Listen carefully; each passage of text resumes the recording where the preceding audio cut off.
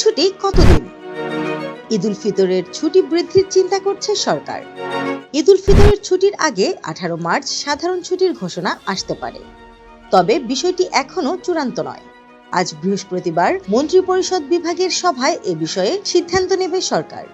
সূত্র জানিয়েছে, ঈদুল ফিতরের ছুটি বাড়ানোর প্রস্তাব ইতিমধ্যে মন্ত্রিপরিষদে পাঠানো হয়েছে।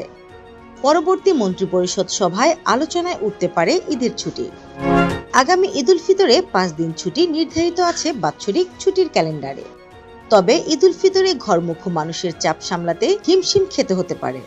ছুটি লম্বা হলে ঈদযাত্রায় চাপ কমবে, সড়ক দুর্ঘটনাও কমবে বলে আশাবাদী সংশ্লিষ্টরা। এসব কারণ বিবেচনায় ছুটি বৃদ্ধির প্রস্তাব দেওয়া হয়েছে। চলতি বছরের নির্ধারিত ছুটির তালিকা অনুযায়ী 21 মার্চ ঈদুল ফিতরের দিন সাধারণ ছুটি, 19 ও 20 মার্চ এবং 22 ও 23 মার্চ ঈদুল ফিতরের আগে 2 দিন ও পরে 2 দিন সহ মোট 4 দিন নির্বাহী আদেশে ছুটি থাকবে। সব মিলিয়ে ঈদুল ফিতরের ছুটি 5 দিন। এদিকে 17 মার্চ মঙ্গলবার পবিত্র শবে কদরের ছুটি, 18 মার্চ বুধবার যথারীতি অফিস খোলা থাকবে। জনপ্রশাসন মন্ত্রণালয়ের একটি সূত্র বলছে, 18 মার্চ বুধবার সাধারণ ছুটির ঘোষণা আসতে পারে। তাহলে পবিত্র শবে বরাত ও ঈদুল ফিতর মিলিয়ে টানা 7 দিনের ছুটি পাবেন সরকারি চাকরিজীবীরা। ঈদের আগে ছুটি বেশি হলে মানুষ স্বস্তিতে বাড়ি ফেরার সুযোগ পাবে, তবে চূড়ান্ত সিদ্ধান্ত আসবে মন্ত্রিপরিষদ সভা থেকে।